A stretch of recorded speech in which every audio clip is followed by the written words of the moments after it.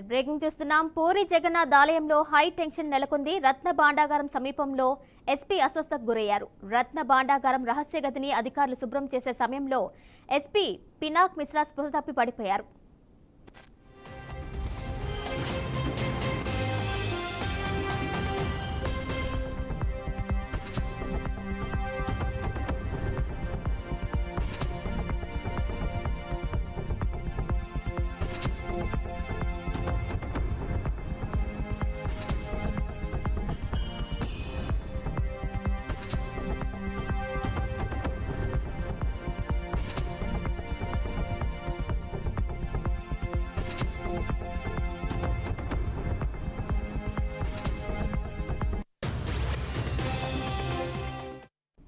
కాగా దేశం మొత్తం ఎదురు చూస్తున్న గడియ రాణి వచ్చింది. పూరి జగన్నాథుడి రత్న భాండాగారం తెరుచుకుంది. శాస్త్రోక్తంగా పూజలు చేసిన తర్వాత అర్చకులు ఆ రహస్య గదిని తెరిచారు. అత్యంత పటిష్టమైన భద్రతా పాములు పట్టే వారి సమక్షంలో ఆ రత్న భాండాగారాన్ని తీశారు. 46 ఏళ్ల తర్వాత ఈ రత్న భాండాగారాన్ని తెరవగా ఆ సమయంలో మొత్తం లెక్కింపు పూర్తి కావడానికి 70 రోజులు పట్టింది.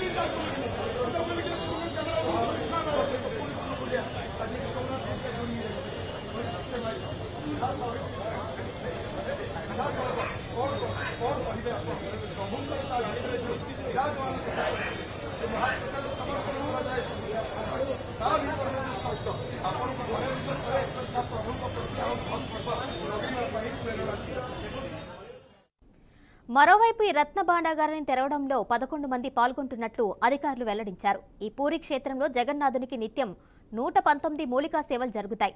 వాటిని నిర్ణీత వేళల్లో సేవాయత్తులు చేపడతారు.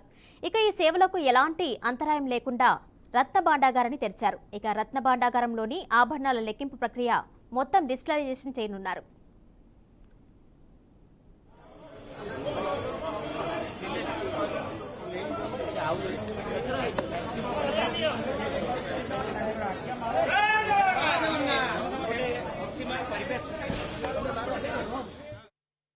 ఇక గతంలో 2019 ఏప్రిల్ 6వ తేదీన అప్పటి బీజేడీ నేతృత్వంలోని నవీన్ పట్నాయక్ ప్రభుత్వం 13 మందితో ఒక కమిటీ నియమించింది.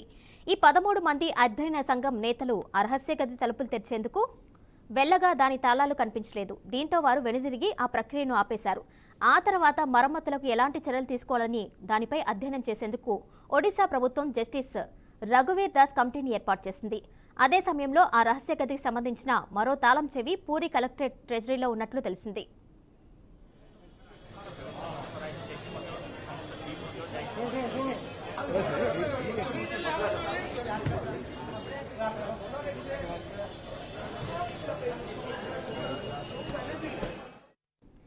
ఇక జస్టిస్ రఘువీర్ కమిటీ నివేదికను ప్రభుత్వం బయటికి వెల్లడించలేదు. ఇటీవల జరిగిన ఒడిశా అసెంబ్లీ ఎన్నికల్లో ఇదే అంశాన్ని ప్రచారాస్త్రంగా చేసుకున్న బీజేపీ తాము ఒడిశాలో అధికారంలోకి వస్తే పూరి రత్న భాండాగారాన్ని తెరిపిస్తామన్న ప్రచారం చేసింది.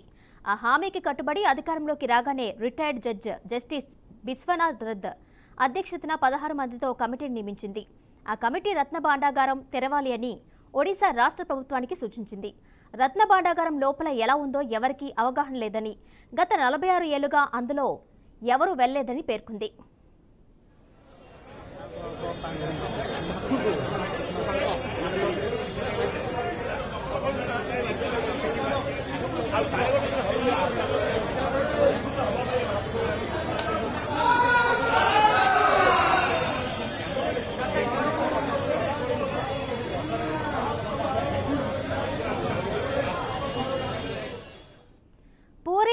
ఆలయంలో హై టెన్షన్ నెలకొంది. రత్న భాండాగారం సమీపంలో ఎస్పీ అస్వస్థకు గురయ్యారు.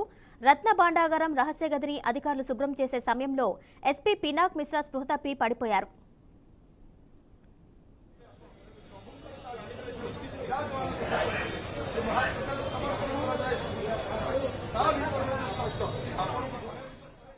కాగా దేశం మొత్తం ఎదురు చూస్తున్న గడియ రానే వచ్చింది. పూరి జగన్నాథుడి రత్న భాండాగారం తెరుచుకుంది. శాస్త్రోక్తంగా పూజలు చేసిన తర్వాత అర్చకులు ఆ రహస్య గదిని తెరిచారు. అత్యంత పటిష్టమైన భద్రతా పాములు పట్టే వారి సమక్షంలో ఆ రత్న భాండాగారాన్ని తీశారు. 46 ఏళ్ల తర్వాత ఈ రత్న భాండాగారాన్ని తెరవగా ఆ సమయంలో మొత్తం లెక్కింపు పూర్తి కావడానికి 70 రోజులు పట్టింది.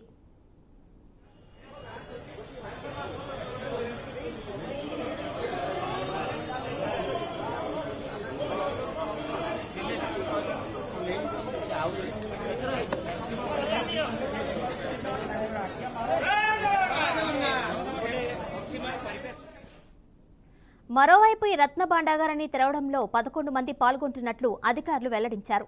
ఈ పూరీ క్షేత్రంలో జగన్నాథునికి నిత్యం 119 మూలికా సేవలు జరుగుతాయి.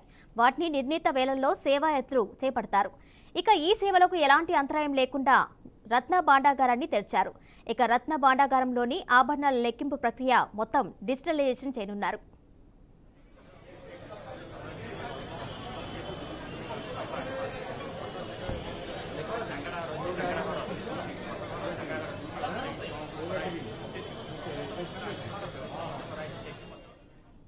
ఇక గతంలో 2019 ఏప్రిల్ 6వ తేదీన అప్పటి బీజేడీ నేతృత్వంలోని నవీన్ పట్నాయక్ ప్రభుత్వం 13 మందితో ఒక కమిటీని నియమించింది.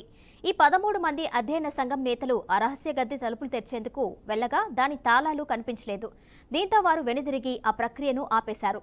ఆ తర్వాత మరమ్మతులకు ఎలాంటి చర్యలు తీసుకోవాలి అనే దానిపై అధ్యయనం చేసేందుకు ఒడిశా ప్రభుత్వం జస్టిస్ రఘువీర్ దాస్ కమిటీని ఏర్పాటు చేసింది. అదే సమయంలో ఆ రహస్య గదికి సంబంధించిన మరో తాళం చెవి పూరి కలెక్టరేట్ ట్రెజరీలో ఉన్నట్లు తెలిసింది.